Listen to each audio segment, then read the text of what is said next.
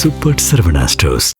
Left side OMR, right side ECR. நடுவுல உங்க Stepstone Secret Plots. Beach Resort Plots just 24 lakhs onwards. Call 96268 99268. காலையில திடீர்னு ஒரு பரபரப்பு. எப்படி 5000 போட்டு ஒரு பரபரப்பை திமுக கொடுத்துச்சோ அதே மாதிரி திடீர்னு ஒரே கல்ல ரெண்டு மாங்கா. திமுக என்ன பண்ணிருக்காங்கன்னா அதிமுகவுக்கு ஒரு சின்ன ஒரு நெருக்கடி. திமுக அது ஒரு பெரிய ஸ்ட்ராட்டஜியா பண்ணிருக்காங்க, மாற்று கருத்தே இல்லை. ஆனா அது கை கொடுக்குமா இல்லையாங்கிறது களத்துல எப்படி கூட்டணிகளை அனுசரிச்சு போறாங்க. தேமுதிக உள்ள வந்ததுனால இதுக்கப்புறமா காங்கிரஸ் பார்கெயின் பண்றது கொஞ்சம் கம்மியா இருக்கும், அவங்க சவுண்ட் கொஞ்சம் கம்மியாகும். அது கூட்டணிக்கு அது ஒரு இதெல்லாம் பார்த்ததுக்கு அப்புறம் எடப்பாடி பழனிசாமியோட மனநிலை என்னவா இருக்கும்னு நினைக்கிறீங்க? நிச்சயமா அவருக்கு ஒரு சின்ன ஒரு ஏமாற்றம் இருந்திருக்கும். திமுக எந்த அளவுக்கு இந்த தேர்தலை முக்கியத்துவம் கொடுக்குறாங்கிறது நம்ம பார்க்க வேண்டியது இருக்கும். அவர்கள் ரெண்டு ஸ்ட்ராட்டஜி பண்றாங்க. ஒன்று வேட்பாளர்களை மாற்றி அமைக்கணும், அது ஒரு ஸ்ட்ராட்டஜி பண்றாங்க. இன்னொன்று கூட்டணியை வலுப்படுத்துறது மூலமா இன்னும் ஓட்டு அதிகமாக வரும். அப்படிங்கிற மாதிரி மைக்ரோ லெவல்லே திமுக களத்துல இறங்கி கூட்டணியில அங்க ஒரு சிட்டிங் எம்எல்ஏ மேலேயும் மிகப்பெரிய ஒரு அதிருப்தி இருக்குது. ஏன்னா அவர் மேல என்ன பாத்தீங்கன்னா பெண்களை திமுக நிர்வாகிகளை பொறுப்பு என்னன்னா என்னோட படுக்கை அறையை பகிர்ந்துக்கோ அப்படின்னு சொல்லி பிரச்சனை பண்ணியிருக்காரு. அவருக்கு மேல ஒரு அலிகேஷன் வருது. இதை பத்தி வெளியில பெருசா நியூஸ் ஆஃப் பண்ணிட்டாங்க. இருந்தாலுமே கூட அது ஒரு அதிருப்தியா புகைச்சலா இருக்குது. தேமுதிக இந்த திமுக கூட்டணிக்குள்ள போனதுக்கு அப்புறம் பிஜேபி அதிமுக கூட்டணி அடுத்த ஸ்ட்ராட்டஜி என்ன எடுப்பாங்கன்னு இல்ல நம்ம சொன்ன மாதிரி இப்ப அதிமுக பாஜக இதுல இருந்து ஒரு பாடம் கத்துக்கணும். திருப்பரங்குன்ற இஷ்யூனால பாஜகவுக்கு உண்மையிலே வெற்றி கிடைச்சிருக்குன்னு நினைக்கிறீங்க? எப்படி பேசு பொருளாகும். நீங்க அயோத்தியா எப்படி அவர்களுக்கு ஒரு பெரிய ஒரு கை கொடுத்ததோ அந்த இடத்துல தோத்துட்டாங்களே கடைசியில. டிவிகேவை பொறுத்த அளவுக்கு அவர்கள் என்னன்னா காங்கிரஸை நம்பாம அவர்கள் தனிச்சு நிக்கிறது இன்னும் பலம் தான். ஏன்னா காங்கிரஸ் எப்படி போலன்றீங்க?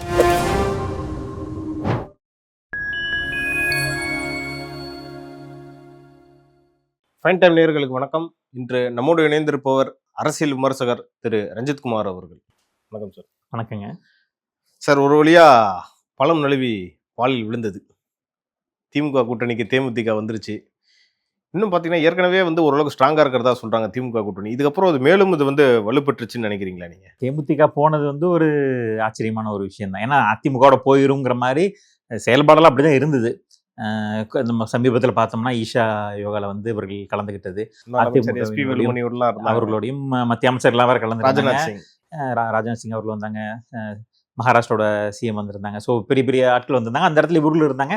ஸோ அது கூட்டணி பேசுறதுக்கான ஒரு அச்சாரம் அப்படின்னு தான் எதிர்பார்க்கப்பட்டது. அதுக்கான ஒரு நிகழ்வாக தான் எப்பயுமே இந்த மாதிரி பொது நிகழ்வுகள் ஒரு முக்கியமான கட்சிகள் கலந்துக்கிட்டாங்கனாலே கூட்டணி சேர்றதுக்கான ஒரு அச்சாரமா பார்க்கப்படும். ஒரு பெரிய ஒரு திருமண விழாலையோ இல்லை ஏதோ ஒரு முக்கிய நிகழ்வுலையோ இரண்டு முக்கியமான தலைவர்கள் சந்திச்சுக்கிட்டாங்கன்னா தற்செயலாக நடக்காது. ஏதோ ஒரு சுமூகமான போக்குக்கான ஒரு சூழல் அப்படின்னு இப்போ எல்லாருமே எதிர்பார்த்துட்டு இருந்தது. ஏன்னா ராஜ்யசபா தேர்தல் அறிவிக்கப்பட்டது. இருந்த 2 சீட்ல ஒரு சீட்டை எப்படியும் தேமுதிக கொடுப்பாங்க அப்படின்னு எதிர்பார்த்துக்கிட்டு இருந்தோம். பேச்சுவார்த்தை முடிஞ்சிரும் நினைச்சிட்டு இருந்த நேரத்துல திடீர்னு பார்த்தோம்னா நம்ம புலி வருது சொன்ன கதையா திடீர்னு கூட்டணி அறிவிக்கிறது திமுகவோட போயிட்டாங்க. காலையில திடீர்னு ஒரு பரபரப்பு. எப்படி 5000 போட்டு ஒரு பரபரப்பை திமுக கொடுத்துச்சோ அதே மாதிரி திடீர்னு தேமுதிக உள்ள கூட்டு ஒரு பெரிய பரபரப்புல கொண்டு வராங்க. ஸோ ஹெட்லைன்ஸை மாத்துறாங்க அப்படிங்கிறதுல மாற்றுக்கிறதுல திமுக. ஆனா 2011 கூட நம்ம எடுத்து பார்த்தோம்னா மிகப்பெரிய ஒரு கூட்டணியை உருவாக்குனாங்க.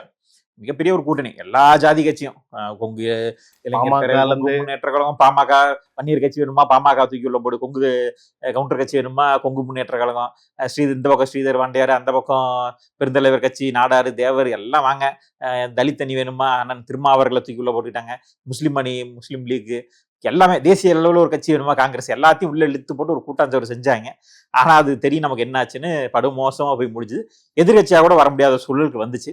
ஸோ இன்னைக்கும் கூட்டணி மிகப்பெரிய அளவுக்கு கட்டமைச்சிட்டு இருக்காங்க. அதிமுக கூட போயிடக்கூடாதுங்கிறதுக்காக தேமுதிக உள்ள இழுத்து போட்டுருக்காங்க.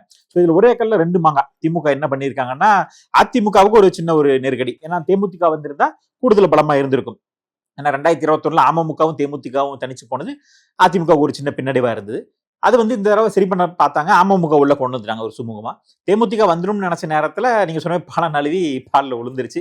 பாலா போயிருமோ என்னவோ தெரியல, பொறுத்திருந்து பார்ப்போங்கிற மாதிரி போயிருக்குது. ஸோ திமுக அது ஒரு பெரிய ஸ்ட்ராட்டஜியா பண்ணிருக்காங்க, மாற்று கருத்தே இல்லை. ஆனா அது கை கொடுக்குமா இல்லையாங்கிறது களத்துல எப்படி கூட்டணிகளை அனுசரிச்சு போறாங்க. ஏன்னா காங்கிரஸோட மிகப்பெரிய முரண்ல இருக்காங்க.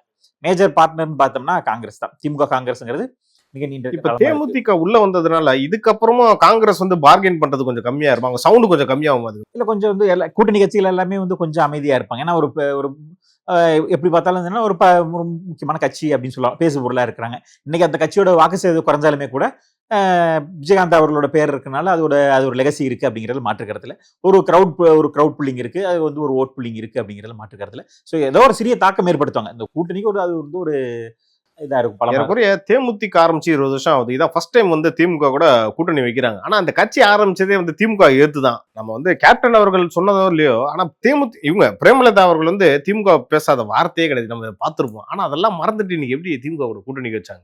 நீங்க சொன்ன மாதிரி சமீபத்துல கூட மிகப்பெரிய ஒரு விமர்சனங்கள். ஏன்னா இப்ப எந்த பக்கம் போறது தெரியாம ரெண்டு பக்கமும் அடிச்சுக்கிட்டு இருந்தாங்க. ஒரு 50-50யாவே பேசிட்டு இருந்தாங்க. திமுகவை விமர்சிப்பாங்க, திடீர்னு மாறி கொஞ்சம் சப்போர்ட் பண்ணுவாங்க. என்னன்ற ஒரு குழப்பம் மண்டலே வச்சிருந்தாங்க. அதனால நம்ம ஒரு நாள் யூகிக்கவே முடியல. இப்ப பாமக பாத்தீங்கன்னா தொடர்ந்து திமுகவை எதிர்த்துட்டே இருந்தாங்க. சோ இந்த பக்கம் தான் வரப்போறாங்க, திமுக பக்கம் போக மாட்டாங்கன்னு தெரியும். அது என்டிஏவா இல்ல விஜய் அவர்களுடைய அப்படிங்கிற ஒரு இது மட்டும் இருந்துச்சு. கடைசியில வந்து ஒரு செட்டில்மெண்ட் ஆயிட்டாங்க. தேமுதிக பொறுத்தவரைக்கும் எல்லா பக்கமும் ஆல்ரவுண்டரா எல்லா பக்கமும் ரெடி அடிச்சாங்க. தம்பி விஜய்னாங்க, இந்த பக்கம் என்டிஏக்கு ஒரு சல்யூட் போட்டாங்க, இந்த பக்கம் எல்லாத்துலயும் ஒரு குத்து, எல்லா தென்னை மரத்துல ஒரு குத்தி, எண்ணில ஒரு குத்தி திடீர்னு லெப்ட்ல இண்டிகேட்டர் போட்டு ரைட்ல ஏறிட்டாங்க அப்படிங்கறத பார்த்தோம். இதெல்லாம் பார்த்ததுக்கு அப்புறம் எடப்பாடி பழனிசாமியோட மனநிலை என்னவா இருக்கும்னு நினைக்கிறீங்க? நிச்சயமா அவருக்கு ஒரு சின்ன ஒரு ஏமாற்றம் இருந்திருக்கும். ஏன்னா அவங்க எதிர்பார்த்து எப்படி தேமுதிக உள்ள கொண்டு வந்துடலாம் அப்படின்னு எதிர்பார்த்தாங்க. திமுக ஏற்கனவே வலுவா இருக்கனால தேமுதிகவை அவர்கள் ரொம்ப வந்து இவங்க பேசுற பார்கெனிங் அவங்க ஒத்து வர மாட்டாங்க, இவங்க அதிகமா பார்கென் பண்றாங்க, கடைசி நேரத்துல உள்ள தூக்கி போட்டுக்கலாம் அப்படின்னு நினைச்சாங்க. ஆனா அதுல கொஞ்சம் ஒரு சின்ன ஒரு சர்க்கிள் ஆயிருச்சு அப்படிங்கறதுல மாற்று கருத்து இல்ல. திமுக கொஞ்சம் ஒரு அட்வான்ஸ்டா போயிட்டாங்க அப்படிங்கறதுல. திமுக இந்த தேர்தல் வந்து ரொம்ப சீரியஸா எடுத்துட்டு போறாங்க. பார்த்தாலே தெரியுது. நிச்சயமா நீங்க சொன்ன மாதிரி 5000 ரூபாய் கொடுத்தது, இந்த கூட்டணியை உள்ள கொண்டு வந்து, ஏன்னா ஒரு நம்ம சொன்ன ஒரே கல்ல 2 மாங்காங்கிறது காங்கிரஸுக்கும் ஒரு செக் வைக்கிறது. நீ இல்லைன்னா 4 கட்சி உள்ள கொண்டு வந்து வச்சுக்குவேன், நீ போறதுனா போ அப்படிங்கிற ஒரு மனப்பான்மையில தான் திமுக செயல்படுறாங்க. ஐயோ போயிட்டாங்களேன்னு அந்த பதட்டமோ சுத்தமா தெரியல, இல்ல காட்ட மாட்டாங்களா, சுத்தமா தெரியல. அது தேவைதான், இருந்தாலும் பயத்தை வெளிக்காட்டாம இப்படி முறைச்சுக்கிட்டேறா, பயப்படாத முறை அப்படிங்கிற மாதிரி காங்கிரஸை பார்த்து முறைச்சுக்கிட்டு ஒரு இது காட்டிக்கிட்டு இருக்காங்க அப்படிங்கறத பார்த்தோம். நீங்க போன சட்டமன்ற தேர்தலில் பாத்தீங்கன்னா எனக்குரிய ஒரு 2 லட்சம் ஓட்டு தான் வாங்கியிருப்பாங்க. ஐ திங்க் 0.5 ஓட் பர்சன்டேஜ் தான் வாங்கியிருந்தாங்க. ஆனா இந்த தேர்தலில் எவ்வளவு வாங்க போறாங்க தெரியல. பாராளுமன்ற தேர்தலையும் ஓரளவுக்கு வாங்கினாங்கன்னு வச்சுக்கோங்களேன். திமுக 0.1% கூட ரொம்ப முக்கியமா தெரியுது அவங்களுக்கு. நிச்சயமா, ஏன்னா இப்ப ஒண்ணும் இல்லைங்க, நம்ம டி நகர் எடுத்துக்கோம். ஏன் திமுக வந்து இவ்வளவு சீரியஸா எடுக்கிறாங்கன்னா, திமுக எந்த அளவுக்கு இந்த தேர்தல முக்கியத்துவம் கொடுக்குறாங்கிறது நம்ம பார்க்க வேண்டியது இருக்கு. குறிப்பா நம்ம சென்னை எடுத்துக்கோமே, டி நகர் தொகுதி ரொம்ப பிரசித்தி பெற்ற தொகுதி, ஒரு முக்கியமான தொகுதி. நிறைய முக்கியமான நபர்கள், இப்ப நம்ம சொன்ன டிவிகே பத்தி பேசணும்னா அங்கிருந்து ஜேபிஆர் கூட இந்த தொகுதியில நின்று தோத்தார் ஒரு பக்கம், ஈவிகே சுலோச்சனா சம்பத் அவர்கள் நின்னாங்க. மிகப்பெரிய ஆளுமைகள் இந்த தொகுதியில நின்று இருக்காங்க அப்படிங்கறத பார்க்கலாம். வெற்றி தோல்விகளை சந்திச்சிருக்காங்க அப்படிங்கறதையும் பார்க்கிறோம். குறிப்பிட்டு பார்த்தோம்னா இப்ப டி நகர்ல போன முறை வந்து என்னன்னா ஒரு 137 ஓட்டுல தான் திமுக வெற்றி பெறுது. அதிமுக சத்யா அவர்கள் நிற்கிறாங்க, திமுக ஜெய கருணாநிதி நிற்கிறாரு. 137 ஓட்டுல வெற்றி பெறாரு. அப்ப வெறும் 100 ஓட்டு தான். அப்ப திமுக என்ன யோசிக்குதுன்னா, இந்த மாதிரி ஒரு 100 ஓட்டுல வந்து ஒரு முக்கியமான தொகுதி, அது விஜய் வந்து ரொம்ப முக்கியமான ரோல் வேற பிளே பண்ணுவாரு, உள்ள வந்திருக்காரு. அப்ப என்ன ஆகுனா, இப்ப உதாரணம் டி நகரை வந்து கைப்பற்றணும்னா வலுப்படுத்தணும், இல்லைன்னா போயிடும். அவர்கள் 2 ஸ்ட்ராட்டஜி பண்றாங்க. ஒண்ணு வந்து வேட்பாளர்களை வந்து மாற்றி அமைக்கணும். உதாரணத்துக்கு இப்ப இங்க வந்து அதிமுக வந்த முன்னாள் எம்எல்ஏ பிபி கலைராஜன் அவர் ஏற்கனவே இதே டி நகர்ல 2 முறை எம்எல்ஏவா இருந்தாரு அதிமுக காலத்துல, 2001 2006 காலகட்டத்துல. குறிப்பா 2006 சொல்லணும். ஏன்னா 2006 வந்து திமுக மிகப்பெரிய ஒரு இது வருது, அதிமுக மிகப்பெரிய அடி விழுகுது. அப்ப வந்து அந்த 2006 எதிர்ப்பலையில அவர் அதிமுக வெற்றி பெற்று வந்து நிற்கிறார். டி நகர் போன்ற சென்னை வந்து திமுக ஒரு கோட்டையா இருக்குது, அந்த இடத்துல இவர் வெற்றி பெற்று வரார். அதுவும் அன்பழகன் அவர்களை எதிர்த்து, ஜெய அன்பழகன் அவர்களை எதிர்த்து வெற்றி பெறார். மிகப்பெரிய ஒரு ஆளுமை. அவரை எடுத்து டி நகர்லயே வெற்றி பெறாரு விபி கலைராஜன். அவரை மீண்டும் வந்து இங்க வந்து களம் இறக்கலாம், அது ஒரு ஸ்ட்ராட்டஜி. வேட்பாளரை மாத்துறது மூலியமா அது ஒரு ஸ்ட்ராட்டஜி பண்றாங்க. இன்னொன்று கூட்டணியை வலுப்படுத்துறது மூலியமா இன்னும் வந்து ஓட்டு அதிகமா வரும். இப்படி இந்த மாதிரி மைக்ரோ லெவல்லே திமுக வந்து களத்துல இறங்கி, குறிப்பா பிஜேபி தான் இந்த மாதிரி மைக்ரோ லெவல் ஸ்ட்ராட்டஜில போவாங்க. அதை திமுக வந்து கத்துக்கிட்டு, எதிரியா இருந்தாலும் அவங்கள்ட்ட இருந்து ஒரு பாடத்தை கத்துக்கிட்டு இந்த வேட்பாளர்களை வந்து மாத்தி அமைக்கிறது, இந்த மாதிரி விஷயங்கள்ல திமுக வந்து சாதுரியமா செயல்படுறாங்க. நம்ம குறைச்சு மதிப்பிடுறதுக்கு இல்லை. அதே மாதிரி திருத்தணி குறிப்பிட்டு பார்த்தா, பக்கத்துல பார்த்தா திருத்தணியில வந்து அங்க ஒரு சிட்டிங் எம்எல்ஏ மேலேயும் மிகப்பெரிய ஒரு அதிருப்தி இருக்குது. ஏன்னா அவர் மேல என்ன பாத்தீங்கன்னா, பெண்களை திமுக நிர்வாகிகளை வந்து பொறுப்பு என்னன்னா என்னோட படுக்கை அறையை பகிர்ந்துக்கோ அப்படின்னு சொல்லி பிரச்சனை பண்ணியிருக்காரு. ஒரு எம்எல்ஏ ஆனதுக்கு அப்புறம் அவர் மாவட்ட செயலாளர் சந்திரன் அவர்கள் அவருக்கு மேல ஒரு அலிகேஷன் வருது. அந்த திமுகவினரே குற்றச்சாட்டுறாங்க, மிகப்பெரிய ஒரு பேசு பொருளாச்சு. அதுக்கப்புறம் அவர் மேல நடவடிக்கை எடுக்க முடியல, சிட்டிங் எம்எல்ஏவா இருக்காரு. இதை பத்தி வெளியில பெருசா நியூஸ் ஆஃப் பண்ணிட்டாங்க. இருந்தாலுமே கூட அது ஒரு அதிருப்தியா புகைச்சலா இருக்குது. இந்த தேர்தல் நேரத்துல வந்து எதிர்க்கட்சிகள் வந்து எடுக்கிறதுக்கு வாய்ப்புகள் அதிகமா இருக்கு. ஏன்னா அது இப்ப அதை பத்தி இப்ப தேர்தல் நேரம் அது கண்டிப்பா வந்து பேசு பொருளாகும். ஏன்னா ஆச்சரியமா இருக்கு, இதை பத்தி யாருமே பேசாம இருக்காங்க. எனக்கு இதுதான் புதுசா இருக்கு. நிச்சயமா இந்த செய்திகள்லாம் வெளியே வருது. இப்ப தேர்தல் நடக்கிறனாலதான் எதிர்க்கட்சிகள் வந்து இதை தோண்டி எடுக்கிறாங்க. 2 ஆண்டுகளுக்கு முன்னாடி நடந்த சம்பவம் அப்ப வந்து இது பெரிய பேசு பொருளாகல. ஏன்னா அப்ப தேர்தல் இல்லை, அப்புறம் சிட்டிங் எம்எல்ஏங்கிறனால ஆளும் அரசும் வந்து கண்டும் காணாம இருந்துட்டாங்க. ஆனா இப்ப என்னன்னா அவரை மாத்துவோம், ஏன்னா இதெல்லாம் ஸ்ட்ராட்டஜியா திமுக எடுக்கிறாங்க, லிஸ்ட் எடுக்கிறாங்க, ஃபுல்லா டீட்டெயில் எடுத்து எம்எல்ஏவா இருக்கியா நீயே தொடர்ன்னு சொல்லாம எந்தெந்த தொகுதியில மாத்தணும். ஏன்னா அவர்லாம் நான் இன்ஸ்டாகிராம்ல ஃபாலோ பண்றேன், நிறைய நல்லது செய்யற மாதிரி வீடியோ எல்லாம் போட்டுக்கிட்டு இருக்காரு. அவர் வந்து மிகப்பெரிய ஒரு ஃபாலோவர்ஸ் இருக்காங்க. இப்ப நம்ம நீங்க சொன்ன மாதிரி நம்ம ஊர் எம்எல்ஏ மிகப்பெரிய ஒரு விளம்பரம் பண்றாரு. இருந்தாலுமே கூட அவர் மேல நிறைய அதிருப்திகள் இருக்கு. அந்த பகுதியில வந்து ஒரு பள்ளி கட்டிடம் வந்து இடிஞ்சு விழுந்து ஒரு மாணவன் இறந்துட்டான். அப்ப அது வந்து ஒரு மிகப்பெரிய ஒரு சர்ச்சையாச்சு. ஏன்னா அவரோட தொகுதியில இருக்கக்கூடிய ஒரு ஸ்கூல், அப்ப அந்த ஸ்கூல் வந்து ஒரு தர மேம்பாடா வைக்கல. ஏன்னா இவர் இவ்வளவு பண்றேங்கிறாரு, அப்ப அந்த ஸ்கூலை வந்து ஏன் வந்து அந்த சுவர் வந்து இடிஞ்சு விழுகிற நிலைமை வச்சிருக்காரு. இந்த மாதிரி பல விமர்சனங்கள் நிறைய வந்து சொல்லிக்கிட்டே போகலாம். அந்த மாதிரி பல அலிகேஷன்ஸ் இருக்கு. இவர் மேல நிறைய குற்றச்சாட்டுகள், நம்ம தலைமைக்கு இது கெட்ட பேர் வாங்கி தரமே நிறைய விஷயங்கள் வந்து சர்ச்சைக்கு பேர் போனாராவும் இருக்கிறார். ஒரு பக்கம் அவர் பாப்புலாரிட்டி பண்ணிக்கிட்டாலுமே கூட பல சர்ச்சைகள் இருக்கு. இதெல்லாம் வந்து தேர்தல் நேரத்துல எதிர்கட்சிகள் வந்து எடுத்து தீவிரமா கொண்டு போவாங்க. அப்ப அவரை மாத்திட்டு வேற கேண்டிடேட் போடும். இந்த மாதிரி மைக்ரோ லெவல் ஸ்ட்ராட்டஜியா திமுக போகுது. அதோட ஒரு இதுதான் வந்து இந்த கூட்டணியை வந்து வலுவா கொண்டு வந்தது வந்து ஒரு எந்த அளவுக்கு வந்து கேர்லெஸ்ஸா விட வேண்டாம். 100 ஓட்டுனா கூட ரொம்ப முக்கியமா மைக்ரோ லெவல்ல இறங்கி வேலை செஞ்சிருக்காங்க. ஏன்னா நம்ம வந்து இந்த கூட்டணி வந்து அங்க போயிடுச்சுன்னா அதிமுக போகும்போது அது வலுவா போயிடும். அது வந்து நமக்கு ஒரு நெகட்டிவ் தான். தேமுதிக ரொம்பவே 0.5 தான் இருக்கிறாங்க அப்படின்னாலுமே கூட அது அங்க போகும்போது அது இந்த சிச்சுவேஷன்ல அதான் சொல்றேன்ல, 0.1 பெரிய நம்பர். இப்ப நாடாளுமன்றத்தில் சேரும்போது அவங்களுக்கு பலம் கூடிடுச்சு இல்லையா? நம்ம 21 வந்து அமமுகவோட போகும்போது பலம் குறைஞ்சாங்க. ஆனா அதே 2024 அதிமுகவோட சேரும்போது விருதுநகர்ல ரொம்ப கம்மியான ஓட்டுல தான் விஜய் பிரபாகரன் தோத்தாரு. நிச்சயமா. அப்ப வந்து அது வந்து வெற்றியை பெற்றிருக்க நெருங்கி வர நேரம் இருந்தாலும் வந்து ஒரு சின்ன டிராபேக். ஏன்னா பிரதமர் வேட்பாளரே இல்லாம களத்தை சந்திச்சாங்க அப்படிங்கறத பார்க்கும். அப்படி ஒரு சூழல். ஏன்னா அங்க வந்து அங்கேயும் ஸ்டார் வேட்பாளர் நின்னாங்க. மாணிக்கம் தாக்கூர் தான் இருந்தாரு. மாணிக்கம் தாக்கூர் சர்ச்சைக்கு பேர் போன மாணிக்கம் தாக்கூர் அந்த பக்கம் காங்கிரஸ், அவரும் நல்ல ஒரு இருந்தவர். பிஜேபியிலும் வந்து ராதிகா சரத்குமார் அவர்களை வந்து போட்டிருந்தாங்க. ஒரு பேர் போன விருதுநகர் வந்து மிகப்பெரிய ஃபேமஸ். இவ்வளவு கேண்டிடேட் இருந்தும் விஜய் பிரபாகரன் இவ்வளவு இடத்துக்கு வந்திருக்காருன்னா பெரிய விஷயம். நிச்சயமா இந்த மாதிரி இருக்கனால அவர்களை வந்து உள்ள எடுத்து கொண்டு வராங்க. சோ அதோட முக்கியத்துவம் வந்து திரு ஸ்டாலின் அவர்களுக்கு தெரிஞ்சிருக்கு. நிச்சயமா அது வந்து ஒரு இம்பாக்ட் ஏற்படுத்தும். ஏன்னா இத்தனை வருஷம் கழிச்சு எதிர்பார்ந்த ஒரு கட்சியை உள்ள கொண்டு வந்துட்டாங்க. இது இவர்களுக்கு ஒரு வெற்றி. ஏன்னா எங்களை எதிர்த்தவங்களே நாங்க எங்க கூட அரவணைச்சுக்கிட்டோம், எங்களை எதிர்த்து அவங்க கட்சியை தொடங்கினாங்க, அவங்களே எங்களுக்குள்ள கொண்டு வந்துட்டோம் அப்படிங்கிற ஒரு ஸ்ட்ராட்டஜியை கொண்டு போகும். தேமுதிக இந்த திமுக கூட்டணிக்குள்ள போனதுக்கு அப்புறம் இப்ப பிஜேபி அதிமுக கூட்டணி அடுத்த ஸ்ட்ராட்டஜி என்ன எடுப்பாங்கன்னு நினைக்கிறேன்? இல்ல நம்ம சொன்ன மாதிரி இப்ப அதிமுக பாஜக வந்து இதுல இருந்து ஒரு பாடம் கத்துக்கணும். அவர்களும் செயல்பட்டுக்கிட்டு இருக்காங்க. இருந்தாலுமே கூட இந்த கூட்டணிக்குள்ள ஒரு சமரசம் ஏற்படுத்தணும். வேட்பாளர் தேர்வுல வந்து அவர்கள் அடுத்த கவனம் செலுத்தணும். ஏன்னா இப்ப கூட்டணி முடிஞ்சது, ஆல்மோஸ்ட் ஒரு ஃபைனலைஸ் ஆயிடுச்சு. 2 பக்கமும் வந்து யார் யார் பிளேயர்ஸ் தெரிஞ்சு போச்சு. இப்போ பிளேயர்ஸ் யாருன்னு தெரியாம இருந்ததுல யார் யார் எந்த அணின்னு தெரிஞ்சு போச்சு. 2 அணி உருவாயிருச்சு. டிவிக்கு ஒரு பக்கம் வந்து வெயிட் பண்ணிட்டு இருக்காங்க. தனித்து விடப்பட்டிருக்காங்க. அவங்களுக்கு பெருசா இனி காங்கிரஸ் போறதுக்கு வாய்ப்புகள் ரொம்பவே குறைவுதான். ஒருவேளை தேமுதிக திடீர்னு தூங்கி எழுந்துச்சதும் நாங்க வந்து டிவிக்கோட கூட்டணின்னு சொல்லி அறிவிக்காம இருந்தா, ஏன்னா பல ஆச்சரியங்களும் அதிர்ச்சிகளும் தினந்தினம் பார்க்க வேண்டியது. பலம் நழுவி பனையூரில் விழுந்தது மாதிரி பனையூருக்கு போயிரும் போல.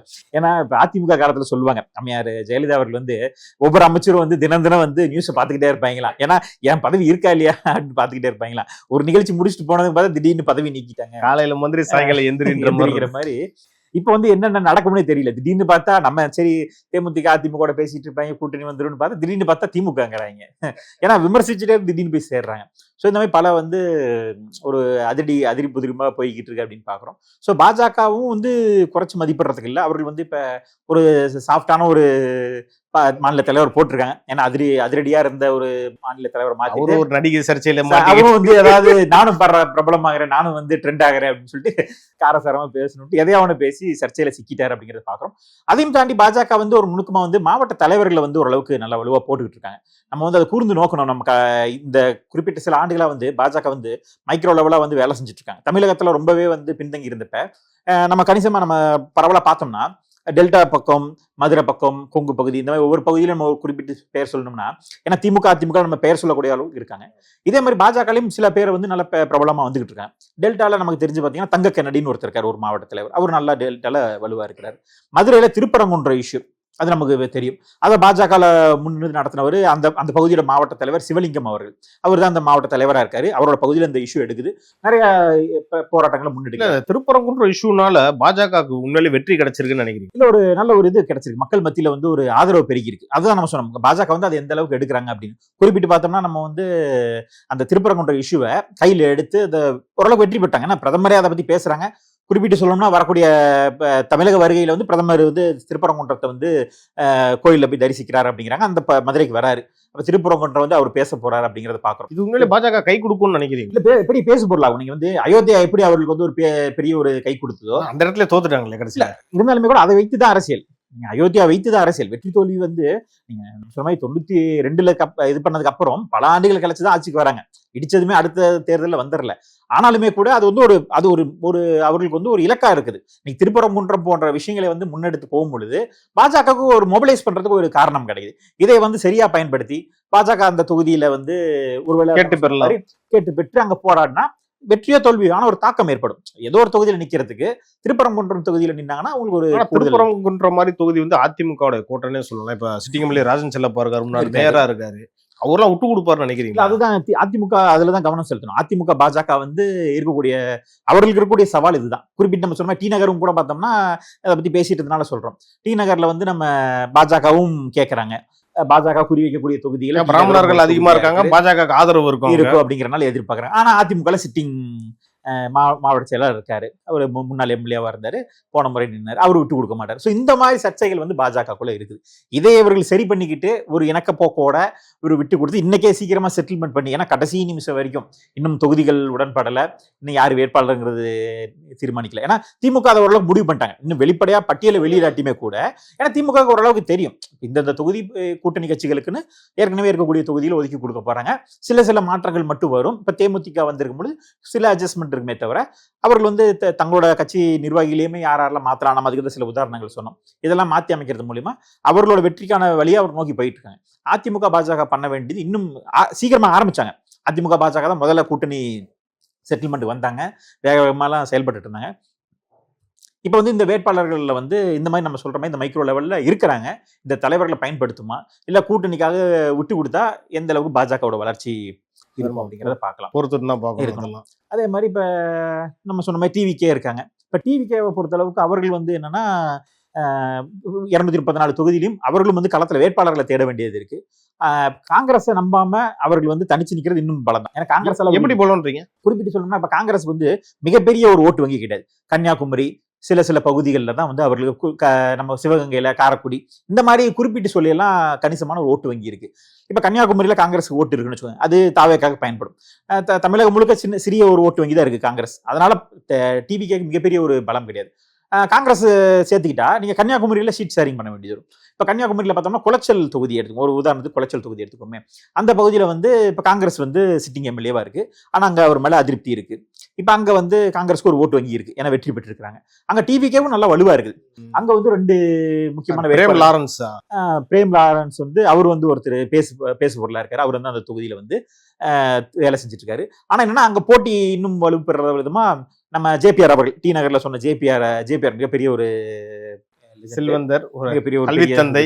அவங்களோட மகள் அவங்களும் வந்து மரியசீனா அவர்களும் வந்து அந்த களத்தை குறி வைக்கிறாங்க. அவர்களும் தேர்தல் அரசியல்ல களம் இறங்கணும்னு ஆசைப்படுறாங்கன்னு சொல்றாங்க. ஸோ 2 பேர் அவங்களுக்குள்ளே போட்டி போடுறாங்க. சில தொகுதிகள் இந்த மாதிரி டிவிகேக்குமே காம்படிஷன் இருக்கு, சில தொகுதிகள்ல இல்லை. ஸோ இந்த மாதிரி எல்லா தொகுதிக்கும் வர வைக்கணும். அதுலயும் குறிப்பா வேட்பாளர் தேர்வுலையும் டிவிக்கா கவனம் செலுத்தும். வெறுமனே என்ன மாதிரி கவனம் செலுத்தணும்னு நினைக்கிறேன். இப்ப இவங்க வந்து நம்ம சொன்ன மாதிரி இப்ப பிரேம் லாரன்ஸ் இருக்காரு வெர்சஸ் மரியசீனா, இந்த 2 பேர்த்துல யாரை போட போறாங்கிறத பொறுத்த டிவிகேக்கு வந்து பலவீனம் இருக்கு. ஏன்னா நீங்க எதிர்கட்சியை அதாவது கட்சிகளோட போராடுறது வேற, உங்க கட்சிக்குள்ள கூடிய உள்கட்சி பிரச்சனை. இப்ப மரியசீனாவுக்கு பொருளாதாரத்துல வலுவா இருக்கிறாங்க, மிகப்பெரிய ஒரு செல்வந்தர் குடும்பம். ஆனா அவர்களை போடுறதுனால டிவிகேக்கு என்ன ஒரு சிக்கல் ஏற்படும்னா அவர்கள் மேல நிறைய வழக்குகள் இருக்கு. ஏன்னா அந்த நிறுவனங்கள் மேல வழக்குகள் இருக்கு. அவங்க சொந்த சகோதரியே போட்டது ஷீலா ஜேபிஆர் அவர்கள் வந்து இவங்க குடும்பத்து மேல வழக்கு போட்டிருக்காங்க. அதுல வந்து நிறைய முறைகேடு செஞ்சிருக்காங்க. கிட்டத்தட்ட 150 கோடி ரூபாய் வந்து முறைகேடா செஞ்சிருக்காங்க, லோன் எடுத்து முறைகேடு செஞ்சிருக்காங்க. வழக்கு போயிருக்கு சென்னையில. பல வேட்பாளர் மேல பல வழக்குகள் இருக்கு. வழக்குகள் இப்ப நம்ம விஜய் அவர்கள் மேலேயுமே வந்து வழக்கு போடுறாங்க, சிபிஐ வழக்கு. அதான் சொல்றேன். அதனால அதையும் அவர்கள் கடந்து போனா அவர்களுக்கு வரக்கூடிய பின்னடைவு என்னவா இருக்கும்னா இப்ப 150 கோடி ரூபாய் சர்ச்சை போயிட்டு இருக்கு. பழைய கேஸ் திரும்ப ரீஓப்பன் ஆயிருக்கு. இது 2016-18 காலத்துல இருந்தது.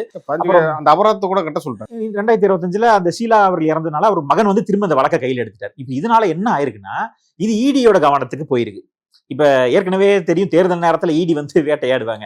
திமுகவை குறி வச்சிட்டு இருக்க நேரத்துல இப்ப பிரேம் லாரன்ஸ் அவர்கள் கொடுத்தோம்னா, அவர் ஒரு மருத்துவரா இருக்காரு, அவர் வந்து அந்த தொகுதியில செஞ்சுட்டு இருக்காரு. டிவிக்கு ஒரு அடிஷனல் அட்வான்டேஜ் இருக்கும். ஒருவேளை பணம் படைத்தவர்கள் அதிகாரத்தில் இருக்காங்கன்னு சொல்லி இவர்கள் தவறான ஒரு தேர்வு எடுத்தாங்கன்னா, நாளைக்கு என்ன ஆகும்னா இடி அவர்களை வந்து சொத்துக்களை முடக்கிறதுக்கான வாய்ப்புகள் இருக்கு. இன்னும் என்னன்னா பாஜக இன்னும் முறுத்தும். இப்ப நீங்க பிரேம் லாரன்ஸ் நின்னாருன்னா யதார்த்தமா போயிடும். ஒரு சாதாரண பண்ண முடியாது, இயல்பான ஒரு வேட்பாளர் அப்படிங்கிற மாதிரி போயிடும். டிவிகே நிக்கட்டும், 200 தொகுதியில் நிக்கிறாங்க, அவங்களும் ஒரு மக்களோட மக்களா இருக்கக்கூடிய வேட்பாளர் அப்படிங்கிற மாதிரி பெருசா அவர்கள் வந்து தாக்க மாட்டாங்க. நீங்க இவர்களை கொண்டு வர மூலியமா என்ன ஆகும்னா, ஒரு பெரிய பொருளாதாரம் இதுல முடங்கும். கிட்டத்தட்ட அவங்க பல கோடி ரூபாய். அவர் என்ன நினைப்பாங்க, பாஜக இவர்கள் வந்து கன்னியாகுமரிக்கே இவங்க செலவு பண்ணுவாங்க. அப்ப இவர்கள் முடக்கி ஆகணும். ஏன்னா கன்னியாகுமரி பாஜக முக்கியம். அப்ப குறிப்பிட்டு ஒரு 3 சீட்டு வாங்குறாங்கன்னு வச்சுக்கோங்களேன். குளச்சலும் பாஜக நிக்கலாம், விளவங்கோடு நிப்பாங்க, நாகர்கோவில் நிப்பாங்க, இன்னும் கூட 2 சீட்டு கூட கேட்கலாம். ஏன்னா கன்னியாகுமரியில பாஜக வலுவா இருக்கனால. இப்ப மரியசீனா அந்த சீன்ல என்டர் ஆனாங்கன்னா இடி கண்டிப்பா வரும். இது யதார்த்தமா சொல்றோம் நம்ம வந்து. அப்ப என்ன பண்ணும், மரியசீனாவை முடக்க பார்ப்பாங்க. இது வந்து டிவிக்கு ஒரு சிக்கலை ஏற்படுத்தும். இப்ப ஜனநாயகன் வரலைங்கிறாங்க, இப்போ டாக்ஸ் பிரச்சனை வருதுங்கிறாங்க. அப்ப இதே மாதிரி இடி வந்து இந்த 100 கோடி ரூபாய் விஷயம் என்ன, நாங்க நோண்டுறோம், அது வரைக்கும் சொத்துக்களை அட்டாச் பண்றோம், விசாரணை முடியறதுக்கு லேட் ஆகும். ஏன்னா இடி வந்தா சிக்கல். இப்ப இவங்க இந்த எஃப்ஐஆரை சமாளிச்சிடலாம். நீங்க தமிழ்நாடு போலீஸ் போட்ட எஃப்ஐஆர் இவர்கள் வந்து போனாங்க, ஹைகோர்ட்ல போனாங்க, ஸ்குவாஷ் பண்ணாங்க, திரும்ப போகுது வருது, சிவில் டிஸ்பியூட்னா அது பாட்டு போயிடும். அது வழக்கு வந்து ஒரு பெரிய விஷயமே இல்லை. அதுல அவர்கள் ஒன்றும் பாதிப்பு இல்லை. அவர்கள் வந்து இன்னும் பல விஷயங்கள் நிறுவனங்கள் தொடங்கி போய்கிட்டு இருக்காங்க. ஆனா இடி உள்ள வந்துட்டா சொத்துக்கள் வந்து ஃப்ரீஸ் பண்ணி விட்டுருவாங்க. அப்ப வந்து இவர்களால செயல்பட முடியாது. அப்ப காசு இருக்குங்கிறதுக்காக சீட்டை கொடுத்து டிவிக்கே வந்து பயன் இல்லை. தேவையில்லாம சொந்த செலவுல சூழ்நிலை பெரிய, அதாவது இந்த கட்சி கொஞ்சம் வளர்ந்துட்டா, இன்னும் கொஞ்சம் செல்வாக்கா இருந்தா வேற ஏதாவது பதவி போட்டு அவங்களை காம்பன்சேட் பண்ணிடலாம். இப்பதான் ஃபர்ஸ்ட் டைம் வராங்க. அப்ப மரியசீனா மாதிரி ஆட்கள் வந்து வேற என்னதான் இருக்கும் நீங்க ஆப்ஷன்? இல்ல அவர்கள் வந்து என்னன்னா கட்சியை வளர்த்துட்டு ஒருவேளை டிவிக்கு அதிகமான எம்எல்ஏக்கள் வந்தாலோ இல்ல ஆட்சியவே பிடிச்சா ராஜ்யசபால போய்க்கிறது அவர்களுக்கு வரும். அந்த அளவுக்கு தான். இல்ல கட்சி வளர்ந்துட்டா நீங்க அந்த ஆட்சியை பிடிச்சிட்டா நாளைக்கு ராஜ்யசபா வாங்கிக்கோங்க, இல்லாட்டி ஏன்னா என்ன நடக்கும்னு சொல்ல முடியாது. நம்ம குறைச்சே இடம் போட முடியாது. இல்ல அது நம்ம வந்து அவர்கள் என்ன ஏன்னா சில நேரம் சிக்கல்கள் இருக்குங்கிறோம். நம்ம சொன்ன இடியோட பார்வைக்கு ரேடார்ல வந்துருவாங்களே. ஏன்னா ஒரு 2 கோடி ரூபாய்க்கு மேல பிரச்சனைனால இடி வந்து உள்ள வரலாம். எஃப்ஐஆர் இருந்தா என்ன, எஃப்ஐஆர் இருந்தா கண்டிப்பா இடி உள்ள வந்து தலையிடுவாங்க.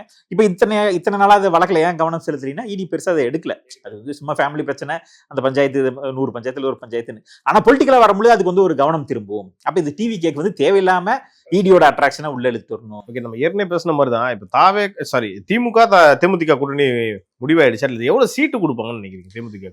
தேமுதிக 10 சீட்டு கேட்கறதாக தகவல் வந்து அதிகம் தான். அவர்கள் வந்து அதான் கேட்கறாங்க. அவர் பார்கெயின் பண்ணிட்டு இருக்காங்க. ஆனா ஏதோ ஒரு செட்டில்மெண்ட் முடிஞ்சிருக்கும்.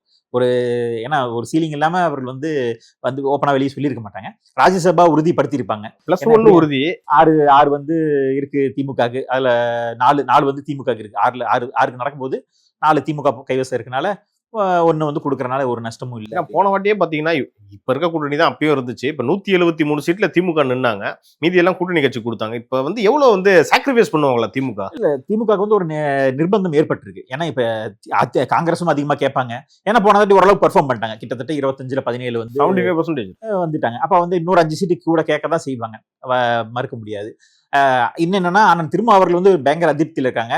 கட்சியினரும் எதிர்கட்சிகளுமே அவர் என்ன விமர்சிக்கிறாங்கன்னா, கலைஞர் காலத்திலே 10-12 சீட்லாம் வாங்கினீங்க, அம்மையார் ஜெயலலிதா அவர்கள்ட்டே நீங்க 7-8 சீட்லாம் வாங்கினீங்க, கிட்டத்தட்ட 9 சீட்டு நம்ம வாங்கினாங்க.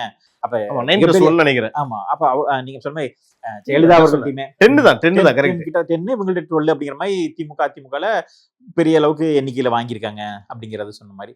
அப்ப வந்து பெரிய ஆளுமைகள்ட்டயே நீங்க வந்து அவ்வளவு சீட்டுகளை வாங்கியிருக்கீங்க. இவர்கள்ட்ட வந்து ஸ்டாலின் பெரிய ஆளுமே இல்லையா? அவர்களோட ஸ்டாலின் அவர்களை கம்பேர் பண்ணும்போது அவர் தந்தையை வந்து நம்ம உயர்த்தி தானே பேசி ஆகணும்.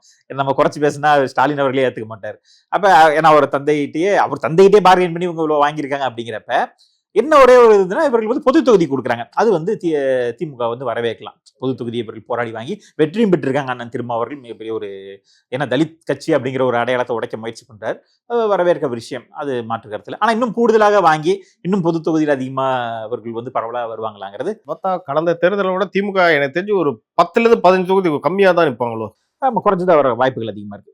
ஒரு 150 சீட்டுக்குள்ளார அவர்கள் வந்து சுருங்கிறதுக்கான வாய்ப்புகள் அதிகமா இருக்கு. ஆனா அதுல வந்து ஸ்ட்ரைக்கிங் ரேட்டை அதிகப்படுத்திக்க முயற்சி பண்ணுவாங்க. அதான் ஏன்னா போன எலெக்ஷனில் 133 தான் அவங்களுக்கு மெஜாரிட்டி கிடைச்சது. ஸோ அதே அந்த நம்பர் கிடைச்சா போதுன்ற மாதிரி தான் இருக்காங்களோ. ஆனா கூட்டணி இல்லாம தனிச்சே அவர்கள் வந்து மெஜாரிட்டி வரணும்னு பாக்குறாங்க. அதுதான் அதுல வந்து மாற்று கருத்து இல்லை. அதனாலதான் அவர்கள் 200 தொகுதி இலக்கு அப்படின்னு வைக்கும்போது ஏன்னா ஸ்ட்ரைக்கிங் ரேட் அதிகமா வைக்கிறாங்க அப்படிங்கிறத பாக்குறோம். திமுக ஒருவேளை சாக்ரிஃபைஸ் பண்ணாலுமே கூட, கூட்டணிகளுக்காக தொகுதிகள் ஒதுக்கி கொடுத்தாலுமே கூட, அவர்கள் வந்து சில நேரம் தேமுதிகவா அவர்கள் வந்து சின்னம் கூட திமுக சின்னத்தில் நில்லுங்க, 10 சீட் ஒதுக்கினாலுமே கூட ஒரு 6 சீட்டு உங்க சின்னத்தில் நில்லுங்க, 4 சீட் எங்க சின்னத்தில் நில்லுங்க, இப்படி இந்த மாதிரி சில ஒரு சமரசங்கள் பண்ணி போன தடவை 2016 வந்து அம்மையார் ஜெயலலிதா அவர்கள் வந்து 234 தொகுதியிலும் ரெட்டலை தான் அப்படின்னு ஒரு முடிவு எடுத்தாங்க. அந்த மாதிரி இவர்கள் வந்து இந்த முறை வந்து கூட்டணிகளுக்கு அதிகமா சீட்டை கொடுத்துட்டு, ஆனா நீ உதயசூரியன்ல நில்லுன்னு சொல்லி பண்றதுக்கான வாய்ப்புகள் அதிகமா இருக்கு. அதே கூட்டணி கட்சிகளும் சமரசமா பண்ணிக்குவாங்க. ஏன்னா அதிகமா சீட்டு கிடைச்சா அதிகமா காசு கிடைக்கும். 10 சீட்டுக்கு எங்களுக்கு செலவு இவ்வளவு கொடுங்கன்னு வாங்கிக்குவாங்க. அதுக்காக தான் பார்கெயின் பண்றாங்க. ஸோ கட்சி எவ்வளோ கூட்டணி சேர்த்துக்கிறாங்களோ அவங்களுக்கு மெஜாரிட்டி கிடைக்கிறதுக்கு யூஸ் ஆகும் பண்றாங்க. கூட்டணி அந்த கட்சிகளையும் நம்ம குறை சொல்றதுக்கு இல்லை. அதிகமா சீட்டு கிடைக்கும், அதிகமா ஓட்டு கிடைக்கும், கட்சிக்கும் வந்து ஒரு பயன். அதனால அவர்கள் வந்து ரொம்ப நாளா முடங்கி இருந்த கட்சி இதுக்கப்புறம் கொஞ்சம் உயிர் தெல்லும்னு அந்த நம்பிக்கை இருக்கு. ஏன்னா இதுல பாத்தீங்கன்னா கூட்டணி வச்சு பல கட்சிகள் வந்து அங்கீகாரமே ரத்தாகி போச்சு. இப்ப வேற தேர்தல் ஆணைய அங்கீகாரத்தை ரத்து பண்ணிடுச்சு. நீதிமன்றத்துக்கு போனா அதுக்கெல்லாம் நாங்க வந்து ஒன்றும் பண்ண முடியாது, போயிட்டு வாங்கன்னு சொல்லி நீதிமன்றமும் அனுப்பிச்சுட்டு, அதனாலதான் இவர்கள் வந்து தனி சின்னம் கேட்டு கொஞ்சம் தடுமாறிக்கிட்டு இருக்காங்க. இருந்தாலும் வேற வழியில சரி இருந்த வரைக்கும் போதும் போ, கட்சின்னு ஒன்று இருக்குது, வச்சுக்கிட்டு ஏதோ ஒன்று நடத்துவோம் அப்படின்ட்டு போயிட்டு இருக்காங்க. ஸோ வருங்காலத்துல கட்சிகளோட நிலைமை என்ன ஆகுங்கிறதையும் அவர்கள் அதை அவங்கவுங்க கட்சி அதை பத்தி அவங்க யோசிப்பாங்க. இருந்தாலும் திமுக வந்து நம்ம சொன்ன மாதிரி வந்து ஸ்ட்ரைக்கிங் ரேட் அதிகப்படுத்துறதுக்கான ஒரு முயற்சியா தான் நம்ம சொன்ன மாதிரி வேட்பாளர் தேர்வுல வந்து அவர்களுக்கு கவனத்தை மாவட்ட செயலர் கூட்டத்தவரை அறிவிச்சிட்டாரு. ஆமா, இப்ப மாவட்ட செயலர் கூப்பிட்டு எல்லாம் பண்றாங்க. எல்லாத்துக்கும் வந்து ஒரு குறிப்பிட்டு பாஜகவை தோக்கடிக்கணும் அப்படிங்கிறதையும் ஒரு இதா கொடுத்துருக்காங்க. மாநில தலைவரே தப்பிப்பாராங்கிறது இருக்கு. பாஜக மாநில தலைவரே வந்து குறி வச்சு தாக்க போறாங்க, டார்கெட் பண்ணி அடிக்கிறாங்க அப்படிங்கிறதுல மாற்று கருத்துல. இதெல்லாம் வந்து பாஜக இந்த அளவுக்கு தாக்கு பிடிச்சி வீரியமா நிக்க போகுது. நம்ம சொன்ன களத்துல அவர்களுக்கு நல்ல ஒரு மாவட்ட தலைவர்கள் எல்லாம் எளிய பின்புலத்துல இருந்து வந்திருக்காங்க. நீண்ட நெடிய அரசியல் பின்புலம். நம்ம சொன்ன சில பேர்லாம் நம்ம சொன்னோம். இவர்கள்லாம் வந்து களத்துல ரொம்ப காலமா இருந்து திருப்பரங்குன்றம் போன்ற இஷ்யூகள் நம்ம சொன்னோம். சிவலிங்கம் அவர்லாம் வந்து சங்க பின்னணியில இருந்து ரொம்ப வருஷமா பல்வேறு பொறுப்புகள்ல இருந்து இன்னைக்கு மாவட்ட தலைவராக உயர்ந்திருக்கிறார். திடீர்னு வந்து இறங்கியிருந்தா அவர்கள் வந்து தாக்கு பிடிக்க மாட்டாங்க. அப்ப விருதுநகர்ல பாண்டரங்கன்னு ஒருத்தர், அவரும் வந்து மிகப்பெரிய அமைச்சர்களுக்கெல்லாம் எதிராக ஃபைட் பண்ணி அங்க மிகப்பெரிய போராட்டங்களை நடத்தி அங்க போன முறையும் வந்து சிறிய இதுலதான் விருதுநகர்ல தோத்தார். இந்த முறை அவரும் வந்து போராடுவார்.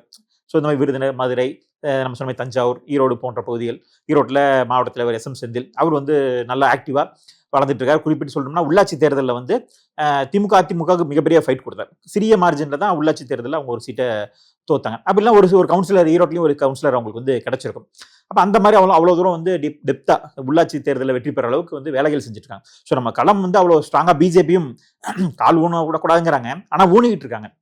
ஒவ்வொரு மாவட்டத்திலையும் மாவட்ட தலைவர்களை வந்து ஆழமா வந்து திமுக எப்படி மாவட்ட செயலாளர்களோ அதே மாதிரி பாஜகவும் தங்களோட மாவட்ட தலைவர்களை வந்து ஸ்ட்ராங்கா வளர்த்திக்கிட்டு இருக்கு. மாநில தலைமை மாறலாம், 3 ஆண்டுகளுக்கு ஒரு முறையோ இல்லை எப்ப வேணா அவர்கள் மாற்றலாம். ஆனா களத்தை ஸ்ட்ராங் பண்ணிக்கிட்டு இருக்காங்க. அந்த ஸ்ட்ராட்டஜியை வந்து இன்னும் ஆழமா பண்ணா வெற்றி பெற்று அவர்களும் வந்து அதிகமான, போன தடவை 4 எம்எல்ஏ எதிர்பார்க்கல, அதே மாதிரி இந்த தாட்டி அதிகமான எம்எல்ஏகள் வரலாம். ஸோ அது அதிமுக பாஜகவில் தொகுதி உடன்பாடு வேட்பாளரை பொறுத்து இருக்கு. ஸோ திமுக அதில் சக்சஸ் பண்ணிக்கிட்டு இருக்கு. அதிமுக பாஜக என்ன பண்ணுது பின்வரும் காலங்களில் பார்க்கலாம். பொறுத்திருந்து பார்ப்போம். உங்க நேரத்துக்கும் கருத்துக்கும் நன்றி. நன்றிங்க.